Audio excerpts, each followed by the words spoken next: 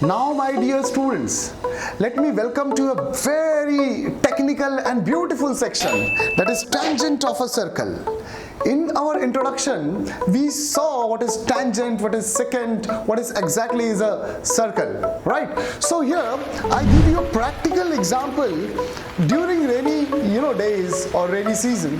Whenever you ride your bicycle, then there is a very common event that we encounter. What is exactly that event? That event is when the tire of your bicycle passes through a pit filled with water like this. Then the water gets sticked to that particular surface of the tire. And when you move on, what do you see? You see a beautiful thing. The droplets are being thrown like this along a line. And we say in simple language that the droplets are thrown tangentially. Didn't you experience such kind of thing? और आप जब पीछे कोई होता है, then they feel like this. The splash comes on the face. That means this droplets which are being thrown across a line, right, is considered as a tangent or can be thought of as a tangent, as we can see, right? Now this is how practically we get to see tangent, and that tire looks like a circle and this drops which are being thrown along a line looks like a tangent. Now to explain you what is tangent, let me now give you an activity, a very simple activity. What I do, I take a wire, a straight long wire with a provision, that is the provision for entering another wire, right? So I take this straight long wire, say AB, and there is a provision, there is a whole sort of thing wherein I enter the another wire in a circular manner. So this circle is a circle with center C, and this wire is AB, and that provision where the circular wire enters, say that point or that hole is considered to be P, point P, and this whole setup is kept on a table like this. Now what must be the activity? Now this circle is free to move, right? Free to move with respect to this straight wire. So now I carry out an activity with respect to this so as to understand how come we can see tangent and secant through this experiment. So let's check out. Now my dear students, if I try to rotate this circle, then what will happen? I show it in a form of particular diagram here.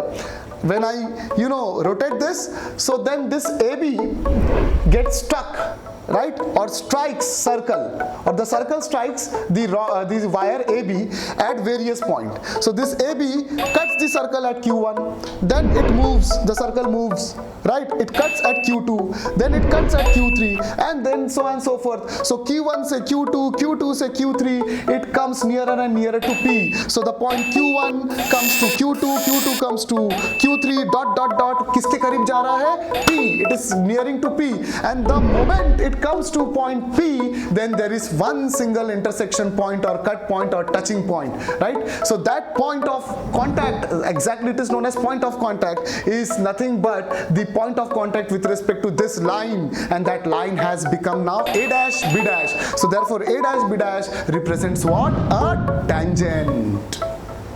So my dear friends, now I am asking you one more thing.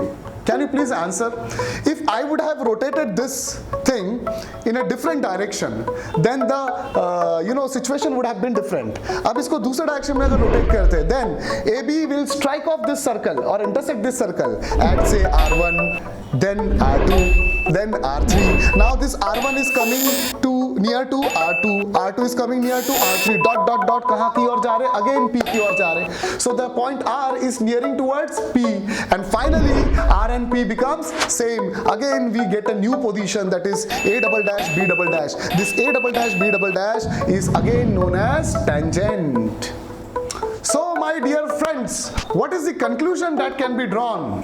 The conclusion that can be drawn, if I have a circle and if I have a secant. What is secant? Secant is a line cutting the circle at 2 points, say A and B. This is the line cutting the circle at 2 points. Now if I move this secant gradually parallel to itself, थोड़ा move किया, so then their points become A1 B1, और move किया तो A2 B2, और ऐसा करते करते करते when I get to the end of edge of the circle, that is circumference of the circle, then what I get is P is equal to A equal to B. All points become 1. That means secant cut the circle at 2 points and secant becomes tangent when it cuts or touches at 1 point. That means it is a special tangent, is a special kind of secant, cutting the circle instead of 2 points at one single point. So this is how it looks like.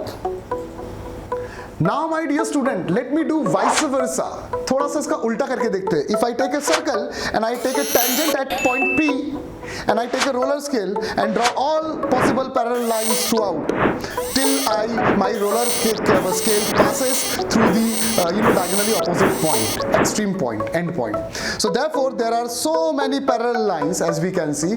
All these parallel lines are cutting at two distinct points and therefore they are known as secants. Whereas there are two lines which are touching each other at extreme points. One is at P, already given, that is tangent, and another will move out of the circle by touching the extreme diagonal point, that is point Q, and therefore there are two tangents that can be seen here, and all in between lines are known as secants.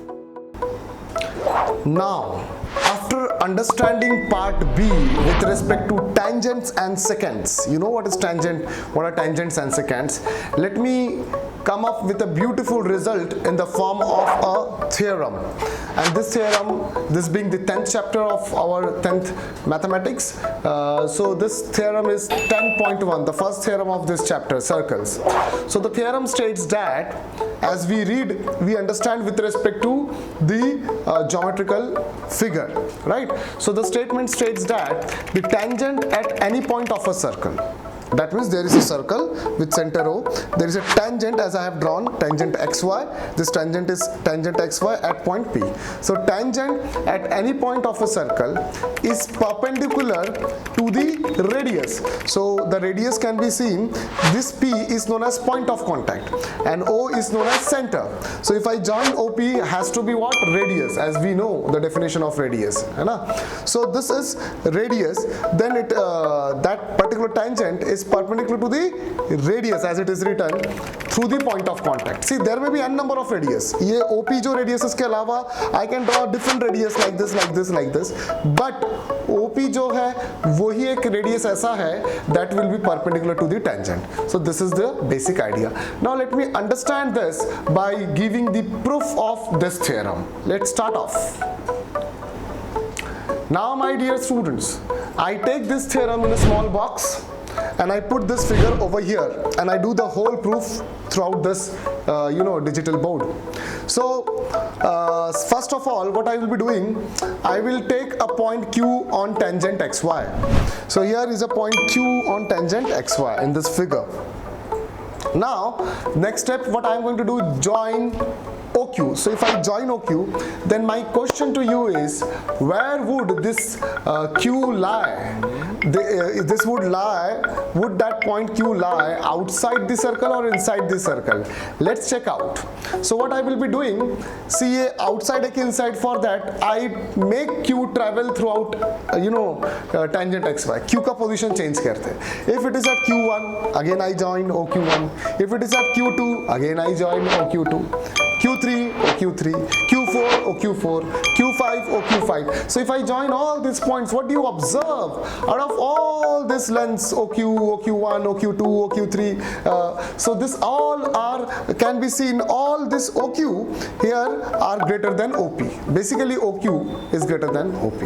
That means all the points are bound, they are greater than OP. What is OP? OP is radius. That means OP being radius and OQ greater than OP, it has to lie outside the circle. Therefore we conclude that Q lies outside the circle. Number one. Number two, अगर Q inside the circle है, मतलब क्या हुआ? Let me check out with a small circle. If I take such a small a circle with a tangent like this, with the same situation, and if I take Q inside, say OQ1, OQ2, OQ3, in general OQ, then all this OQ will be less than the OP, that is radius. That means that Q would lie inside. So this is how we decide if any point when joined with respect to center, that distance thus formed is greater than the radius, then it is outside. If it is less than the radius, then it is inside. Greater se yaad rakho outside and less se inside. So this is the situation for inside. Now the conclusion क्या हो सकता है? Conclusion very simple कि out of all these distances OQ1, OQ2, OQ3, as we can see in the figure, the smallest distance could be OP, because at one point of time ये P और Q दोनों match हो जाएगा, है ना? So the Q would lie on this P, then OP will become equal to, OP would be equal to OQ, right? So this is the point where we will find the smallest distance, and therefore we say that OP is nothing but smallest distance, and the smallest distance between a point and a line has to be what? Perpendicular distance, and therefore this is a perpendicular distance between the center O and the tangent XY. Therefore the conclusion is that OP is perpendicular to XY. That means radius is, small radius r, say let us denote by small r, radius small r is perpendicular to tangent say T. So r is perpendicular to T. Got proved. Is this okay?